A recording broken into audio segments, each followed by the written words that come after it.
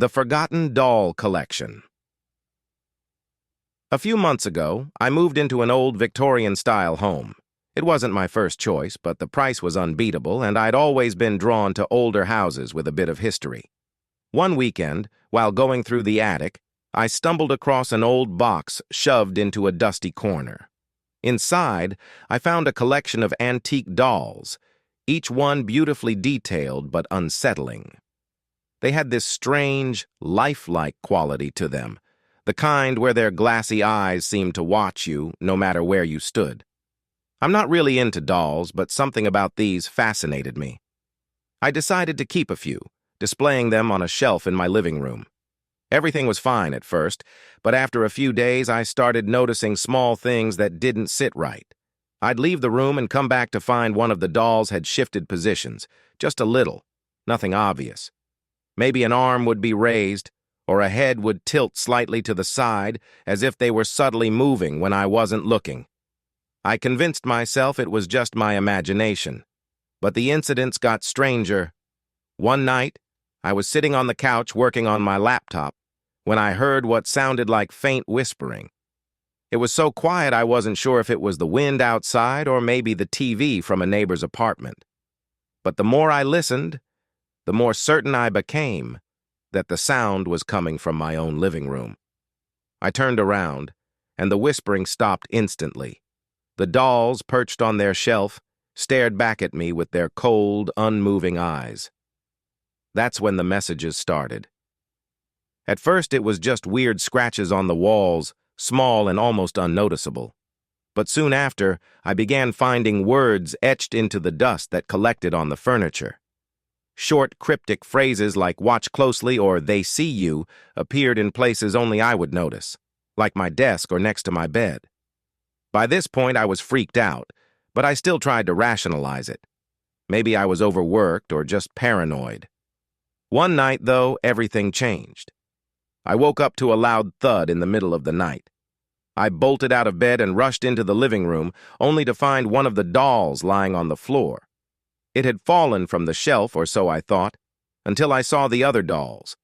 They had all shifted positions again, but this time their faces were different. The once calm, neutral expressions had turned into something more sinister, their little mouths curved into what looked like sneers or scowls. I don't know how long I stood there staring at them.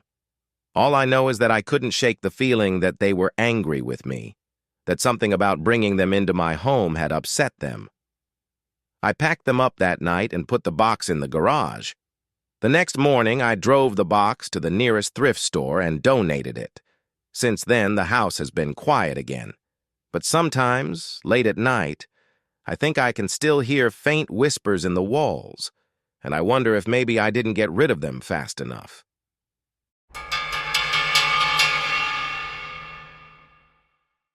The Living Doll. A few months back, I found this antique doll at a flea market. The seller was an older woman who claimed the doll was special and used to belong to a young girl who never spoke again after receiving it.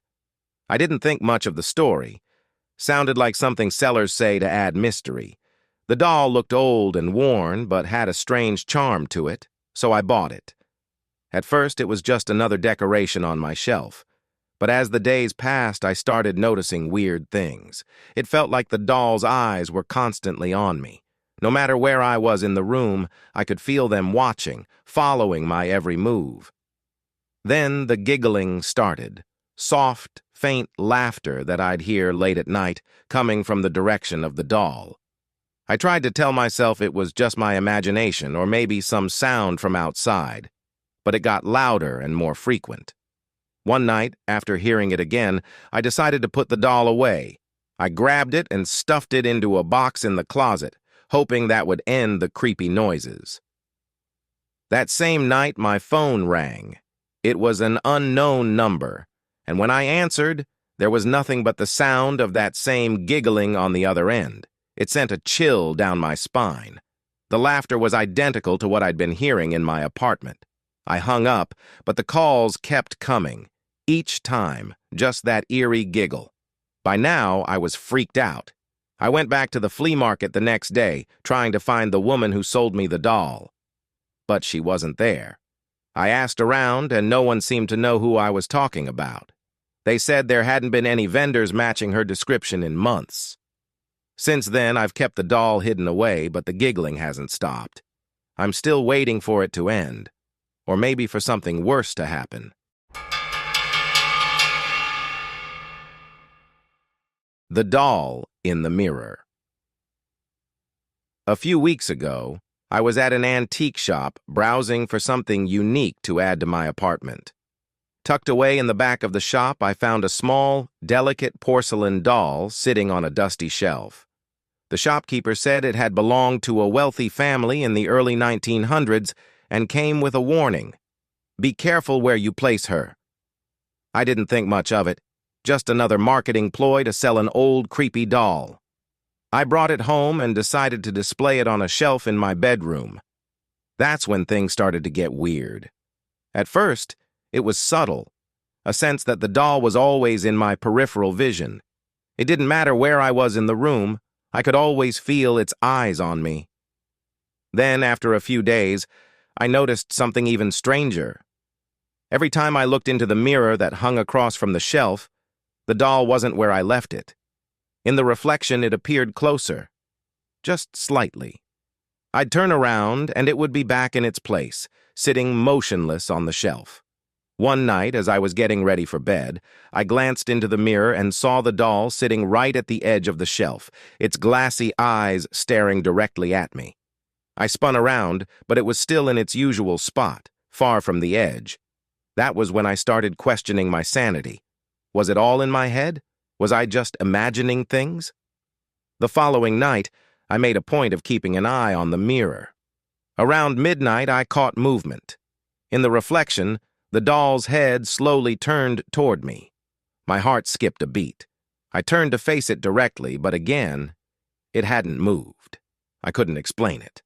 I tried moving the doll out of the bedroom, placing it in the hallway, but that didn't help. The next morning, when I woke up, it was back on the shelf, perfectly positioned. I decided to get rid of it. I couldn't take the feeling of being watched any longer.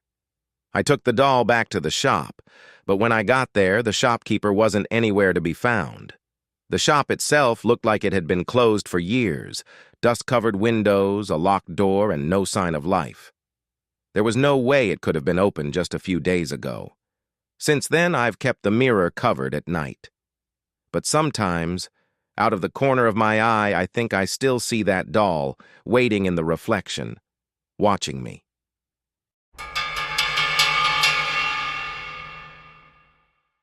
The Dollmaker's Secret. A few months ago, I came across a local estate sale listed online. The ad mentioned an old doll maker who had passed away, leaving behind hundreds of hand-crafted dolls. Curious, I decided to check it out, thinking it might be interesting to see some vintage pieces, maybe even find something collectible. The house was in an isolated part of town, a creaky, crumbling mansion that looked like it hadn't been touched in decades. Inside, the place was packed with dolls, shelves lined with them, their blank eyes staring down from every corner. Each one was different, incredibly detailed, almost lifelike. The atmosphere was eerie, but there was something about one doll in particular that caught my eye. It was smaller than the others, tucked away in a corner by itself. Its face was delicate, with a soft expression and deep, glassy eyes that seemed almost too real. I picked it up, and immediately, I felt uneasy. The craftsmanship was incredible, but there was something unsettling about how lifelike it was. Still, I bought it, thinking it would make an interesting piece to talk about. That night, I placed the doll on a shelf in my living room, and immediately, things felt off. It wasn't anything I could pinpoint at first, just a heavy, uncomfortable silence that seemed to hang in the air. Then, strange things began to happen. I'd walk into the room and find the doll sitting at a different angle, its head tilted as though it had been watching me. A few days later, I found a small envelope stuffed into the doll's clothing. Inside was a note, written in shaky handwriting. It read, They see through her eyes. Don't let her stay. I was freaked out, but I didn't want to overreact.